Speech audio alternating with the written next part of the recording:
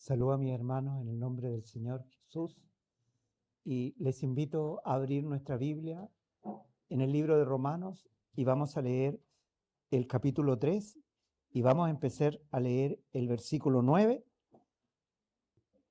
y vamos a continuar la lectura hasta el versículo 27. 3, Romanos 3, versículo 9 al 27. Es una lectura larga, la vamos a leer detenidamente, es como que vamos a leer juntos la Biblia, lo cual es muy provechoso. Siempre leer con la iglesia la Biblia es como que el Señor nos abre un entendimiento mayor. Así que la voy a leer detenidamente, no rápido, detenidamente, para luego compartir acerca de ella. Entonces estamos en el capítulo 3 del libro de Romanos y empiezo a leer desde el versículo 9 en adelante. Dice así: entonces, ¿qué? ¿Somos mejores? En ninguna manera, pues tanto a judíos como a griegos se nos acusó de antemano de estar todos bajo pecado. Como está escrito, no hay justo ni aun uno. No hay quien entienda, no hay quien busque a Dios. Todos se desviaron, a una se corrompieron. No hay quien haga lo bueno, ni siquiera uno. Sepulcro abierto es su garganta, con sus lenguas engañaban, veneno de aspides hay bajo sus labios, su boca está llena de maldición y de amargura, veloces son sus pies para derramar sangre, destrucción y miseria hay en sus caminos, y no conocieron camino de paz, no hay temor de Dios delante de sus ojos. Pero sabemos que cuanto la ley dice, lo habla a los que están en la ley, para que toda boca sea cerrada y todo el mundo sea hecho responsable ante Dios, ya que por las obras de la ley ninguna carne será declarada justa delante de él, porque mediante la ley viene el conocimiento pleno del pecado. Pero ahora, aparte de la ley, se ha manifestado la justicia de Dios, atestiguada por la ley y los profetas. La justicia de Dios mediante la fe de Jesucristo para todos los que creen, porque no hay distinción alguna, por cuanto todos pecaron y están privados de la gloria de Dios, siendo declarados justos gratuitamente por su gracia, mediante la redención que tienen en Cristo Jesús, a quien Dios se exhibió como propiciación por su sangre, mediante la fe, como demostración de su justicia, a causa del pasar por alto los pecados previamente cometidos en la tolerancia de Dios, para la demostración de su justicia en el tiempo presente, para ser justo cuando declara justo al que es de la fe de Jesús. ¿Dónde está pues la jactancia? Queda excluida. ¿Por cuál ley? ¿De las obras?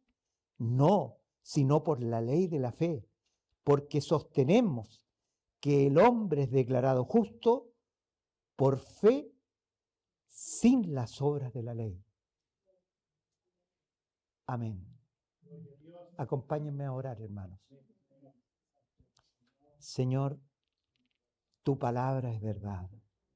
¿Cuánto necesitamos de ella? Señor, háblanos en esta mañana.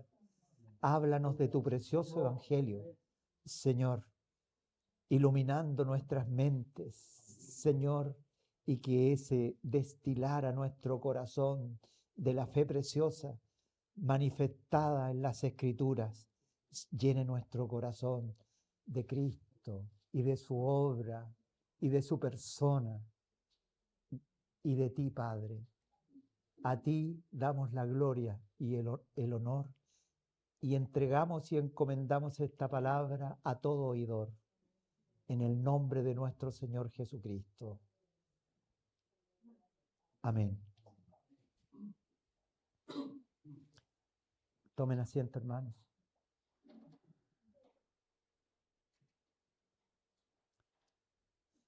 Cuando nosotros abrimos las páginas del Nuevo Testamento, nosotros tenemos que saber que el Señor Jesucristo nunca escribió un volumen. Él nunca escribió una palabra. El Señor Jesús nunca nos dejó algo escrito por Él.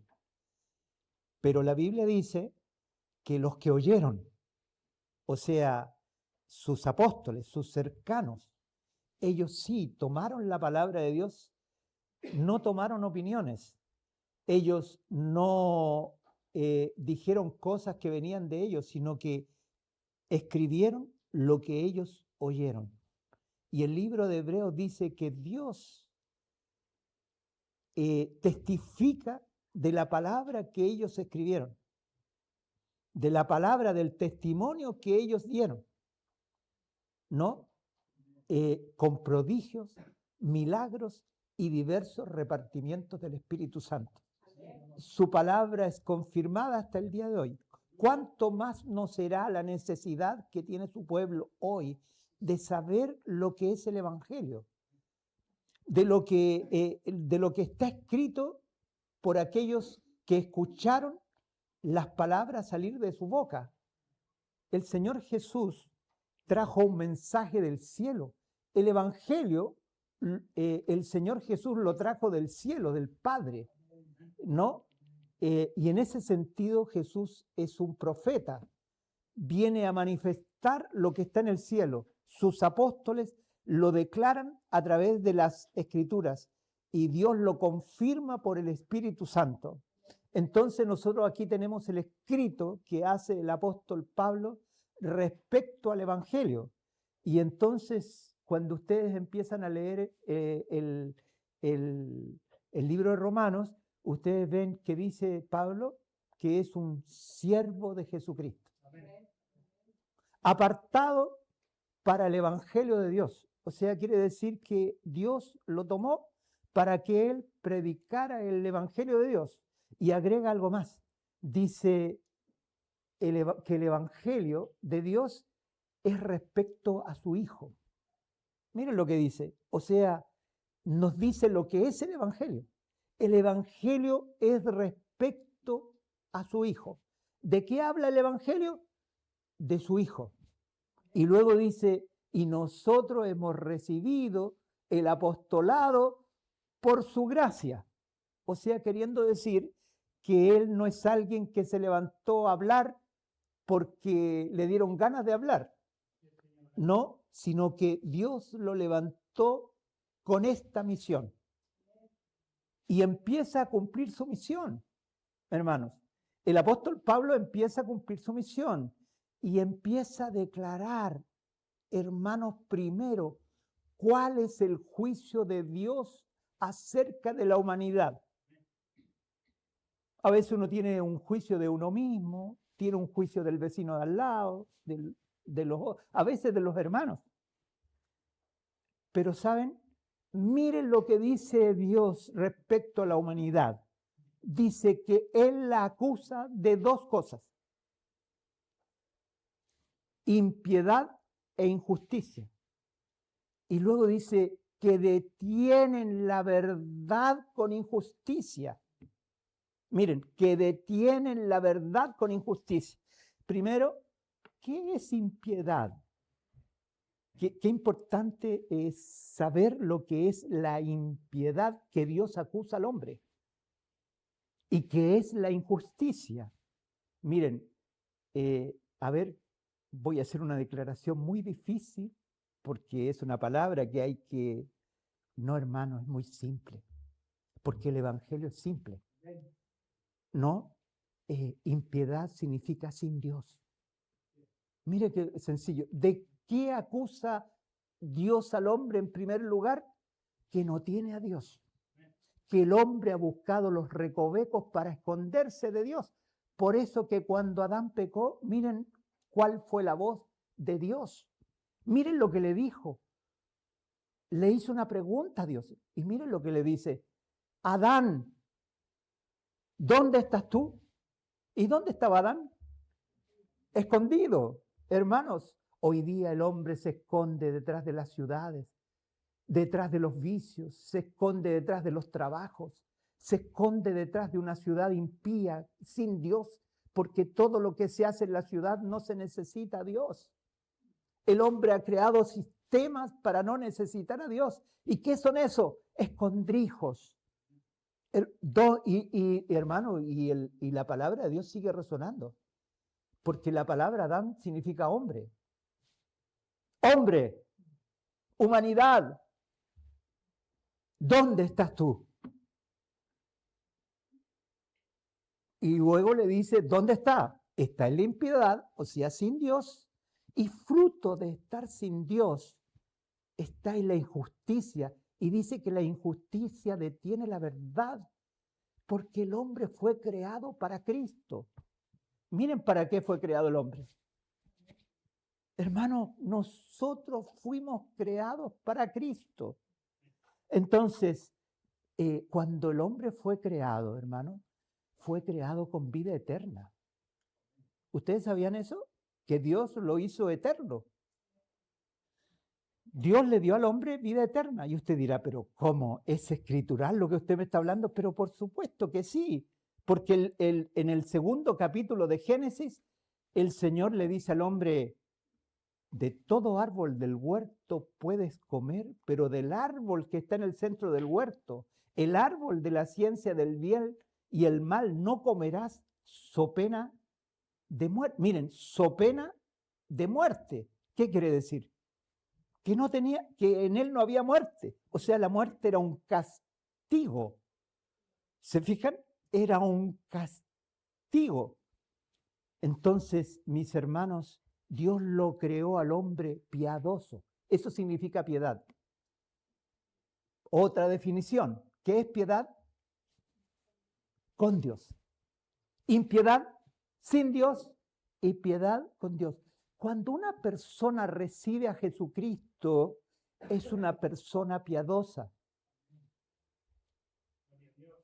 La hermana que estuvo recién aquí delante decía, pero no he buscado, no he... Pero tú, hermana, eres piadosa. ¿Y por qué eres piadosa? A lo mejor no oraste lo suficiente, a lo mejor no hiciste, pero tu piedad no proviene de tu característica humana. Tu piedad proviene que has recibido a Jesucristo y antes vivía impíamente, pero ahora cuando nosotros recibimos a Cristo ya dejamos de ser impíos, porque la salvación le pertenece a nuestro Dios. Él lo ha hecho. ¿Se fija? Entonces cuando nosotros vemos el Génesis, vemos al hombre perder a Dios. O sea, cuando el hombre pecó, la vida eterna, y la vida eterna, nosotros cantamos hoy día un cántico maravilloso y dice, Jesús, eres tú maravilloso. Y una de las cosas por qué es maravilloso, porque tú eres la vida eterna. ¿Ustedes saben cuál es la vida eterna? Jesucristo es la vida eterna. Su persona es la vida eterna. O sea, cuando uno recibe a Jesucristo, hermanos, la vida eterna no empieza cuando morimos. La vida eterna empieza cuando recibimos al Señor Jesús. Entonces, ¿cuántos aquí tienen vida eterna? Tener a Cristo es tener vida eterna. Y usted dice, no, pero no me ha ido muy bien, dijo alguien por ahí, no he tenido mucho trabajo, he estado triste, un poco deprimido. Tienes vida eterna. ¿Saben? Porque es algo que hace Dios, no es algo que hacemos nosotros. Entonces, miren esta acusación. El Evangelio primero es una acusación de Dios, porque le muestra al hombre, lo ubica. Hermanos, Adán no tenía parámetros, porque es como esos hijos que tienen todo en la casa y no tienen parámetros para ver que hay otros que no tienen nada. No, Adán fue creado ahí en la comunión con Dios. Él era inocente, pero cuando él pecó, él supo lo que había perdido. Nunca más él lo pudo tomar. ¿No es cierto? Ahora, a diferencia de nosotros, hermanos, que nosotros éramos pecadores. ¿Los estoy calumniando, hermanos? Perdón. Y entonces aquí la Biblia dice, la acusación de Dios le muestra al hombre su pecado y los pecados. Porque cuando la Escritura dice, detienen con injusticia la verdad, el hombre que fue creado para manifestar el carácter de Jesucristo, a través de sus injusticias empiezan a manifestar el carácter del diablo. ¿Cómo es el diablo? Mentiroso, ladrón, asesino. Y usted dice, yo no mataba a nadie. Pero este me la va a pagar. El Señor me va a hacer justicia. ¿Escuchaba usted eso? Hermanos amados, la acusación de Dios es verdadera. El hombre ha detenido con injusticia el representar a Cristo y se ha representado a él y al diablo, su carácter. ¿Y de dónde ha venido eso? De su lejanía de Dios. Cuando Adán pecó, el hombre murió. Eso dice, el pecado entró por a uno y luego todos murieron. La causa de que los hijos de Adán fueran pecadores era la ausencia de la vida en ellos. La ausencia, aunque el hombre siguió viviendo biológicamente, la capacidad para no pecar no la tenían. Hermanos, porque nosotros sin Cristo nada podemos hacer. Cuando nos proponen una religión donde nosotros somos los haces para hacer todo y para cumplir todo, esa religión es falsa, hermanos, porque separados de Cristo, nada podemos hacer. Hay pecadores que dicen, yo no he hecho mal a nadie, soy una persona intachable. Hermano, aunque tú seas intachable, aunque una persona sea intachable humanamente, moralmente, es impía si no tiene a Dios. No, impiedad significa que luego es injusto. Pero les quiero definir la palabra impía con un sinónimo de impiedad. Y es lo que habla Romanos. La palabra pecado es impío. Sinónimo, impío, pecado.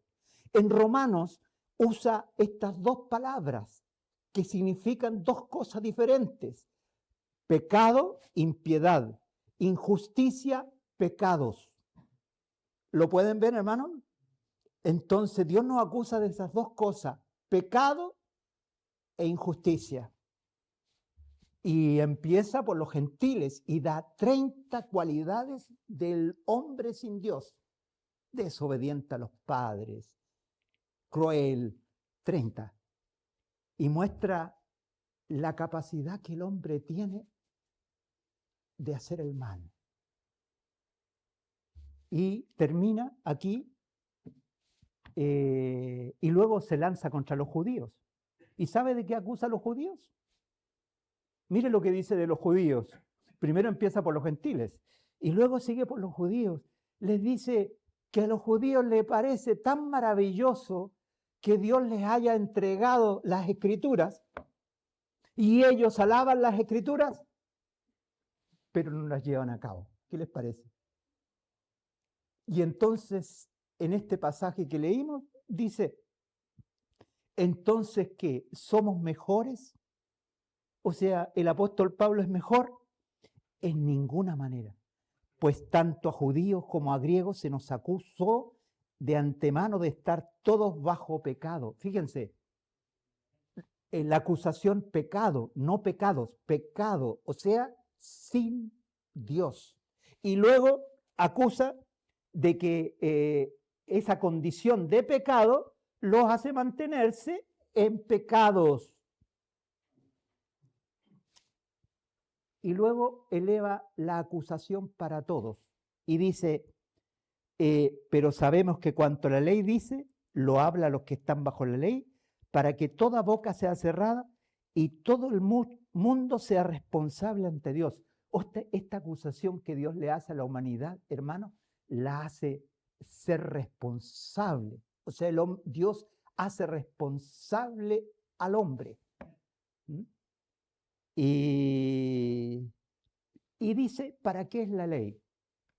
La ley, hermanos, no salva a nadie. La ley es el parámetro con el cual Dios distingue los pecados y puede acusar. Antes de que existiera la ley, Dios no podía acusar, aunque el pecado existía y la muerte estaba sobre la raza humana.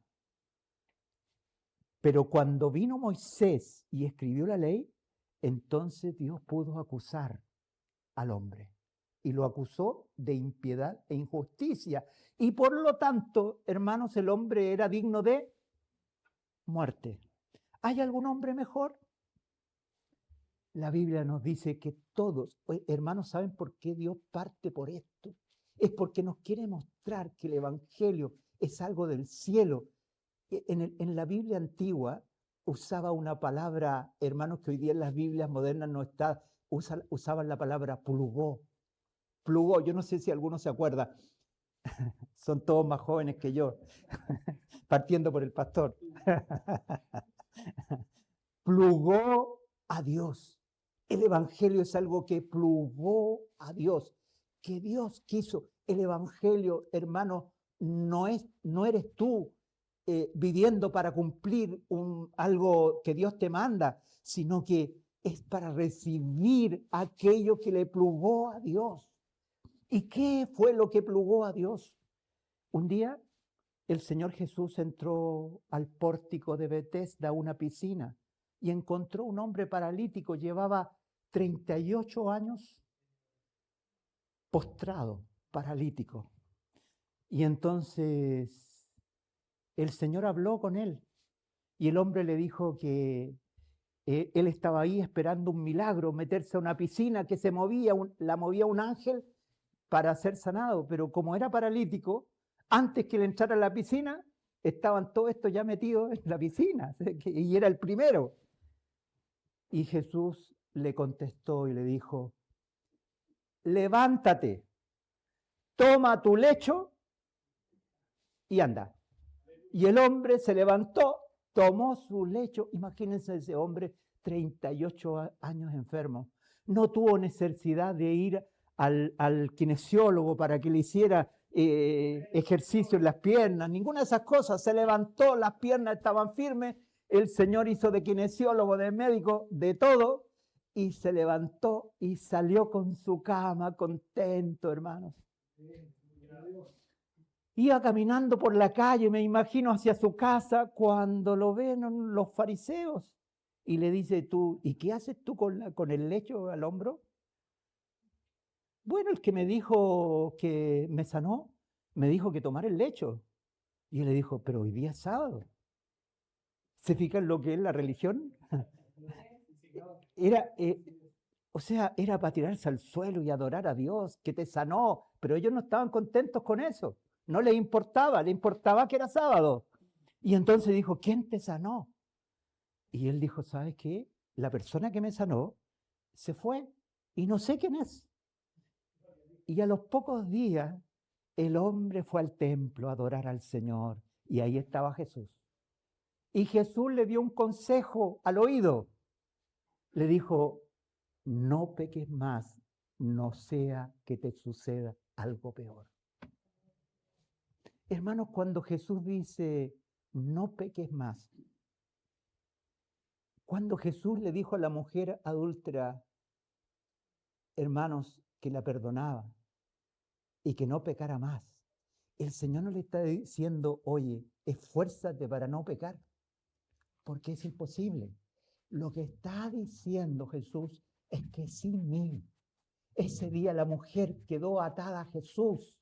Hermano, es con Él. Cuando le dice, no peques más, le está diciendo, conmigo, con Jesús, en la dulce compañía de Jesús, no se peca, pero sin Él es nada. Entonces los fariseos encontraron a Jesús y le echaron en cara que le había dicho al hombre que llevara su cama al hombro. Y Jesús les dijo algo tremendo, hermanos, que los hirió, les dio ira. El Señor Jesús dijo, mi Padre trabaja y yo trabajo. ¿Eso los hirió tanto?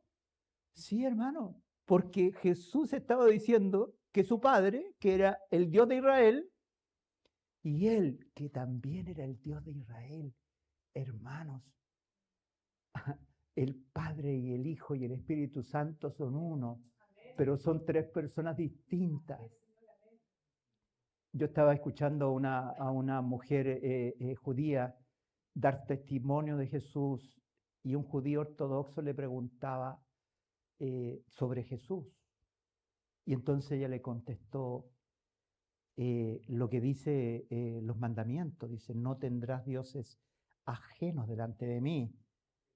Entonces ella dijo, en el castellano que ustedes usan, en la Biblia, no aparece la palabra hebrea traducida bien, porque lo que dice la palabra hebrea es, no tendrás dioses ajenos delante de mi cara, o la cara del Padre Jesucristo, hermanos.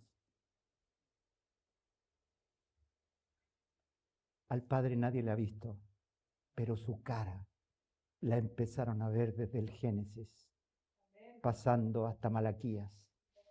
Y luego esa cara se hizo hombre, hermanos, y anduvo entre nosotros.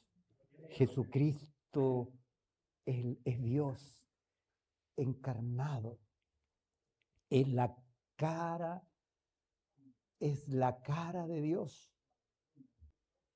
Y cuando el Señor le dijo eso, hermanos, a los fariseos, hermanos queridos, miren, ¿por qué el Padre y el Hijo no descansaron? Pregunta, ¿por qué no descansaron? ¿Saben por qué? Porque su criatura amada había muerto.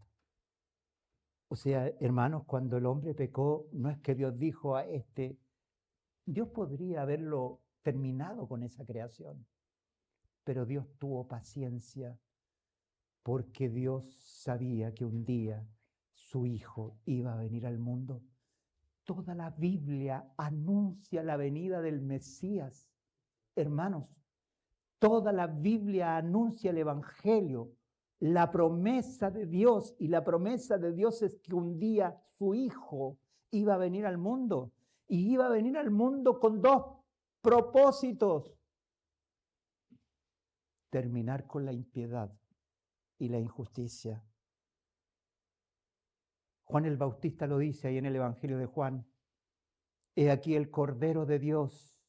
¿Qué hace el Cordero de Dios?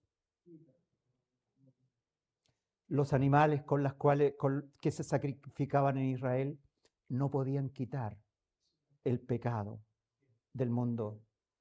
Pero cuando la sangre preciosa de Jesús fue derramada en el Calvario, esa sangre perdona para siempre. Y ese sacrificio nos quita completamente de la impiedad. Luego de acusar al hombre, viene la gracia. La gracia no significa que no, yo he hecho tantos méritos, soy una buena persona, no, y Dios me habló porque yo he hecho todas estas cosas. No, hermano, tú eras un vil pecador, bandido, que no le habías ganado a nadie, que merecías el justo juicio de Dios, la muerte. Y Dios vino a tu vida por gracia. Es gracia, Señor. Hermanos, el Evangelio es por gracia. Dios quiso. ¿Y cómo vino la gracia? La gracia vino por Jesucristo. ¿Mm? La gracia y la verdad vinieron por Jesucristo. Por Moisés vino la ley, pero la gracia y la verdad vino por Jesucristo. Hermanos amados, y miren cómo empieza la gracia. La gracia empieza en el cielo, es el plan de la sabiduría de Dios que está escrita en la Biblia. En la Biblia está la sabiduría del hombre, la historia contada por Dios. El diablo cuenta muchas historias. El diablo cuenta sus historias a su manera. Pero la Biblia es la historia contada de Dios y muestra la sabiduría de Dios, como Dios preparó por siglos que un día su Hijo, hermanos, por el Espíritu Santo fuera engendrado en la matriz de una mujer virgen. Lo que había profetizado a través de Isaías se cumplió ese día que María, hermanos, engendró por el Espíritu Santo. Y no podía ser de otra manera. El Hijo de Dios no podía ser introducido por la relación entre un hombre y una mujer, porque los descendientes de Adán transmiten el pecado.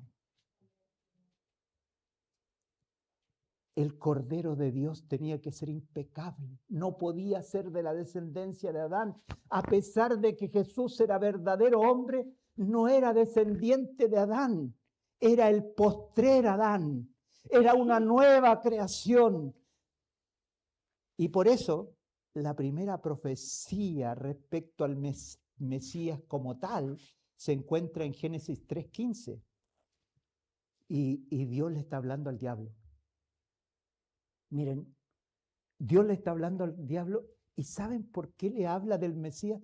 Porque le está diciendo el punto en el cual va a ser vencido. Porque el diablo había vencido al hombre. Lo había hecho pecar, lo había hecho enemigo de Dios y había tomado la autoridad que Dios le había dado al hombre.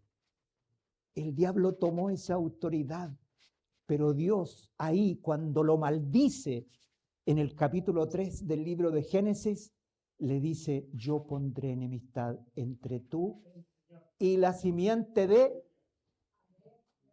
¿La simiente de quién? De la mujer. No dice la simiente del hombre, porque no podía nacer del hombre, era la simiente de la mujer. Y no dice en plural, sino que en singular. O sea, la simiente de la mujer es una, Jesucristo, que nació virginalmente, hermanos. Una doctrina cristiana preciosa que nosotros tenemos que sostener y que el diablo miente respecto a eso. Jesús era de otra línea, aunque era verdadero hombre. Jesús no podría haber muerto por nosotros si no hubiera mediado algo, hermanos: el bautismo de Cristo. Cuando Jesús se bautizó, entonces Jesús, que no era pecador, se identificó con la raza de Adán. Y por eso los cielos se abrieron, porque los cielos desde Edén estaban cerrados. Dios había sacado al hombre de su presencia, de su gloria.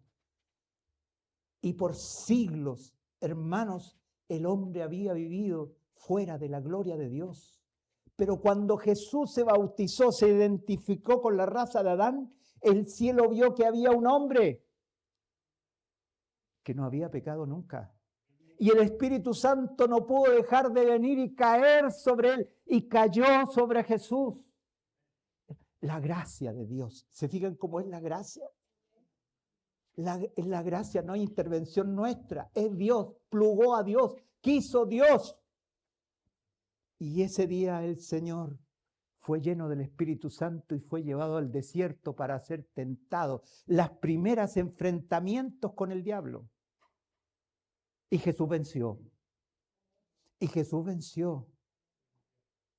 Hermanos, pero cuando llegó el día de las tinieblas, hermano, entonces Jesús estuvo solo y el diablo se sobaba las manos. Se escuchaba el sobar de las manos de Dios. Imagínense el imperio con el diablo. El Sanedrín judío con el diablo. El rey de Israel con el diablo. Y sus discípulos escondidos, hermano, debajo de la cama, porque tenían miedo de que también ellos participaran ahí de la situación. Oh, hermanos amados. ¿Saben cómo fue eso? Miren, yo quiero que miren un poco la cruz. Era como cuando David se enfrentó a Goliat. Goliat era un hombre de 3 metros, preparado en la guerra, fuerte. Su jabalina era como 3 veces el porte de David, hermano. Tenía un escudo. Y cuando David salió a la batalla, la gente pensó, este pobre cabrito no tiene ninguna posibilidad. Y el gigante le dijo, mire, vienes con una onda. Y se rió de él. No, pero él dijo, yo vengo en el nombre de Jehová de los ejércitos. Y se lanzaron a la batalla y el gigante se lanzó contra David. Y David se abalanzó sobre el gigante con su onda. Y su onda, hermano, le tocó en la frente y el gigante cayó. Y David se lanzó sobre él, le sacó la espada y subido en el pecho del gigante le cortó la cabeza. Pues eso fue exactamente lo que pasó cuando Jesús estaba en la cruz. Hermano, todo estaba a favor del diablo. Todo estaba a favor del diablo. Pero saben, cuando Jesús murió lo venció, porque nunca había habido un hombre que muriera sin haber pecado. Pero aquí teníamos un hombre que murió en esa cruz sin pecado. Ahí le pegó la pedrada al diablo. Y Jesús, hermano muerto, bajó a los lugares más bajos donde el diablo tenía su habitación. El diablo tenía su habitación en la muerte. Y en la muerte tenía cautivo al hombre, hermanos, en cárceles perpetuas, en la muerte. Y Jesús bajó a la muerte y con la muerte degolló al diablo, o sea, le quitó, hermanos, la autoridad que él le había robado a Adán. Y no solamente venció al diablo, sino a toda potestad. Venció a los principados. Hermanos, esa fue la victoria. Y luego se levantó en gloriosa resurrección. Se levantó el nuevo hombre. Se levantó el primogénito. Se levantó aquel que había vencido. Y le habló a sus discípulos. ¿Saben lo que les habló? Hermanos, ustedes dirán, les hablaría, no sé, lo que vio abajo. Les habló algo muy simple, les habló del reino de Dios. Miren de lo que les habló, del reino de Dios. Y entonces ustedes se acordarán que Jesús predicó el evangelio del reino de Dios. ¿Se acuerdan? Jesús predicó el evangelio. ¿Qué significa, hermanos, el evangelio del reino de Dios?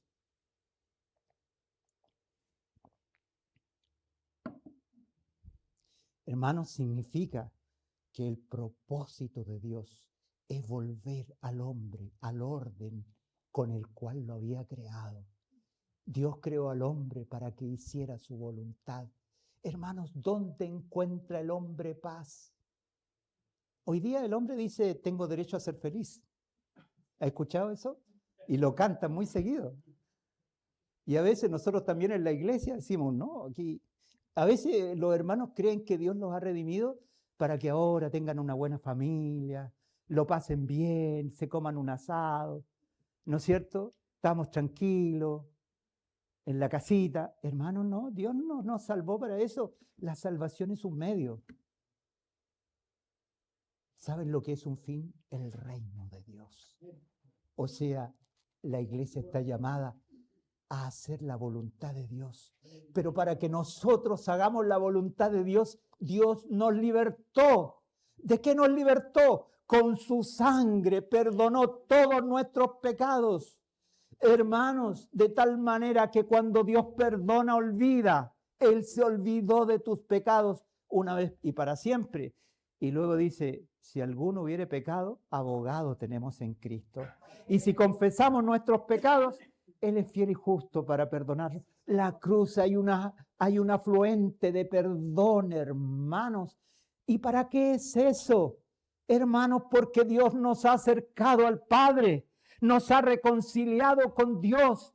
Entonces, cuando el Señor ve a la hermana Paola, ella dice, no he orado lo suficiente, como dijo la hermana Paolita, la otra Paolita, estamos hablando de las Paolitas. Y dice, claro, no he buscado a Dios lo suficiente. Y Dios dice, me basta la sangre. No te puedo ver sino a través de la sangre de mi hijo. Y uno, ¿se fijan? Uno habla de uno y habla, el lenguaje nuestro es tan incrédulo, hermano. Porque el evangelio de Dios es algo que Dios hizo. No es un logro humano. Y lo primero que nos ha pedido Dios es que le creamos. Es que creamos lo que Él hizo. El evangelio no es el esfuerzo nuestro por hacer cosas, sino lo primero es tomar lo que Dios y aplicarnos a nuestra vida. ¿Qué hizo Dios? Nos lavó con su sangre y nos perdonó y nos presentó ante Dios. Hermanos, qué eficaz es la sangre de Jesús. Yo les quiero decir que cuando Jesús resucitó de los muertos, entró al cielo. ¿Y saben cómo entró al cielo? Por su propia sangre. Y para el Padre la sangre de Jesús es preciosa. Miren, la palabra preciosa no significa bonita, sino de alto precio. El Padre valora la sangre. Y esa misma sangre con que Jesús entró al cielo es que tú también estás en la presencia de Dios. Dios nos ha reconciliado y ha puesto la sangre como señal. Por eso la Escritura dice que tenemos que tener fe en la sangre. ¿Saben lo que significa tener fe en la sangre? Que nosotros le hablamos a Dios, no llenos de culpas, sino llenos de perdón, no llenos de justicias propias, sino llenos de la convicción que no merecíamos nada, pero Dios nos perdonó. Hermanos amados, pero no solamente nos perdonó el Señor. La gracia no solamente consiste en la sangre, porque la sangre nos acercó, pero cuando la sangre nos acercó, el cielo nos miró. El evangelio es del cielo. Hermano, no es de la tierra, no se le ocurrió a un hombre, es de Dios. Y cuando el cielo vio la sangre, habían 120. Miren lo que hacían estos 120. Habían creído en Jesús. ¿Y saben lo que significaba creer en Jesús? Dos cosas. Primero, habían sido quitadas las injusticias por su sangre, perdonados.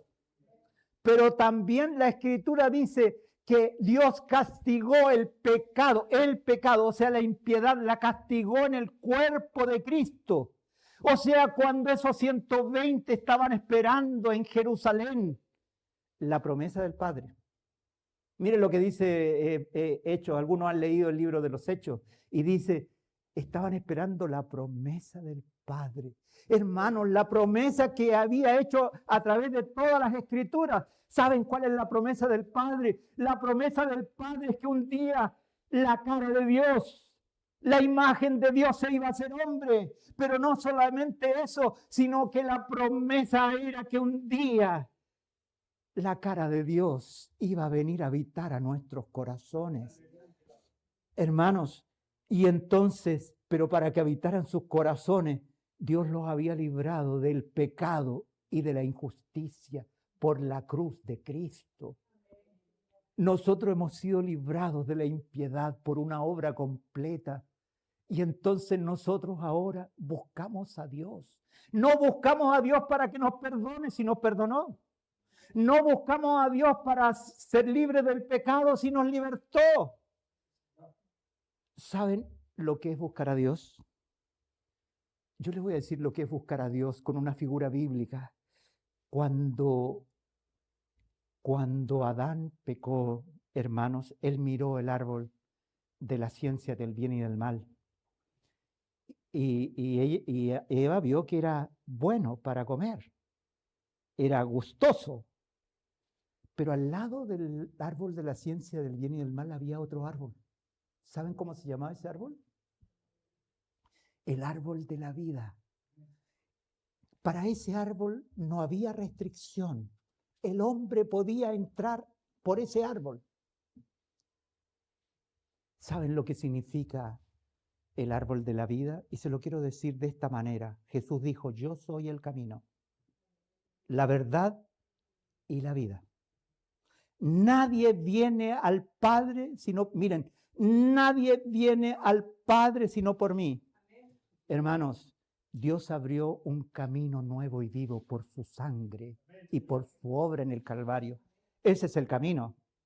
El que cree en Jesús tiene la vida, mas el que no cree ya ha sido condenado.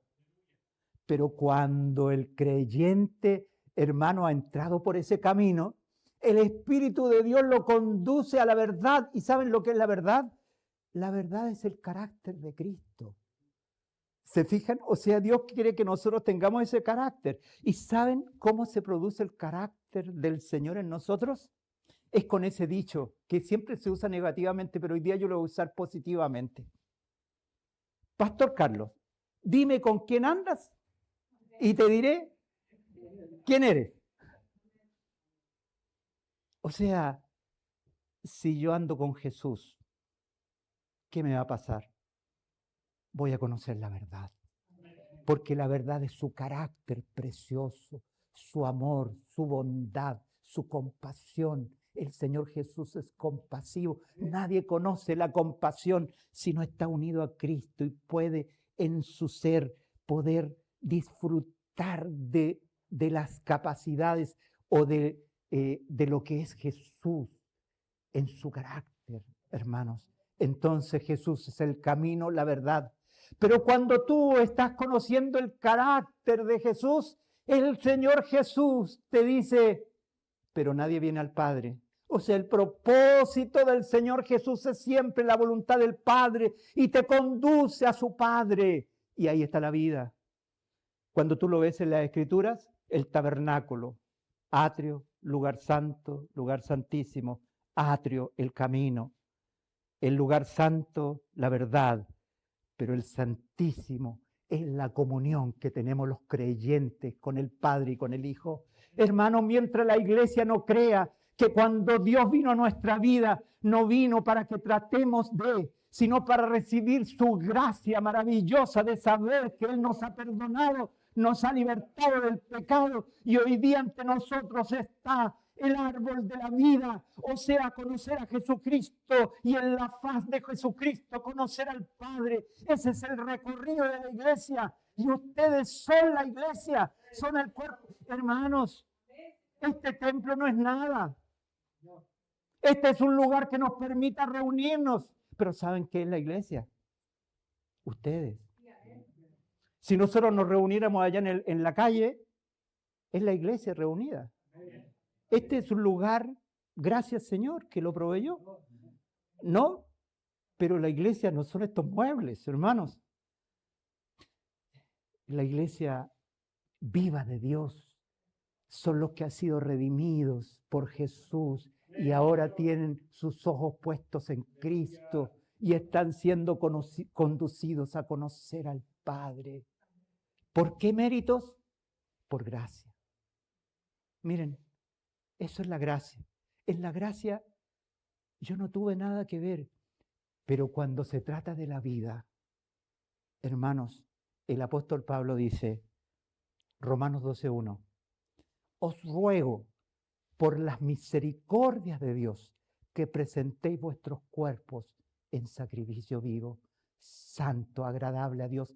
Tal es vuestro culto racional. ¿Qué quiere decir? Que Dios no obliga a nadie.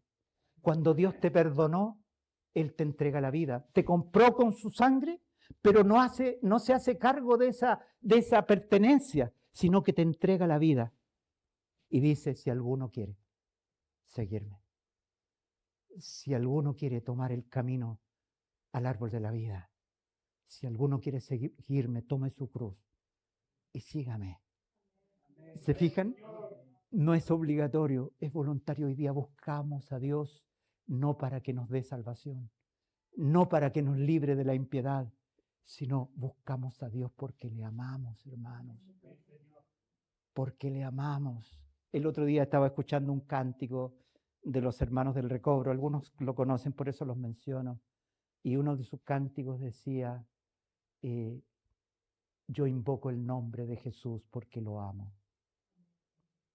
Que la oración nunca más sea una carga, sino que sea un privilegio. Nosotros invocamos el nombre de Jesús porque tenemos el derecho de estar con Él, porque Dios nos ha abierto el camino, Dios nos ha revelado a su Hijo. Y es un placer y un privilegio invocar su nombre, hermanos. Bendito es el Señor. ¿Se fijan? Dios acusó a la humanidad, pero para tener gracia. Y luego de la gracia viene el reino. O sea, aquellos que quieren seguir mirando hacia el árbol de la vida, que rechazan el árbol de la ciencia del bien y del mal. ¿Y saben lo que es el árbol de la ciencia del bien y del mal?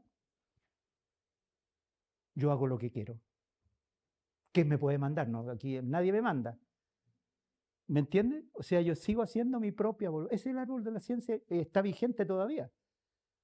Tengo derecho a ser feliz. Manifestación del árbol, de ese árbol. Pero el árbol de la vida es, si alguno quiere ser mi discípulo, niéguese a sí mismo, tome su cruz y sígame. Pero no siga pensando que eso que usted ha tomado es para salvarse o es para que Dios le haya hecho algo. Dios le hizo todo. Dios le ha dado la abundante riqueza de su gracia. La poseemos, la iglesia la tiene, usted la tiene, yo la tengo. Perdonados por siempre, libertados del pecado y con el Espíritu de Dios viviendo en nuestros corazones. ¿Podríasenos llamar impíos? De ninguna manera, porque Dios cortó la impiedad. Hoy día somos piadosos, no porque le hemos ganado a alguien, sino porque Cristo vino a nuestro corazón, hermano. Gloria a Dios. Bendito es el nombre del Señor Jesús y del Padre. Amén.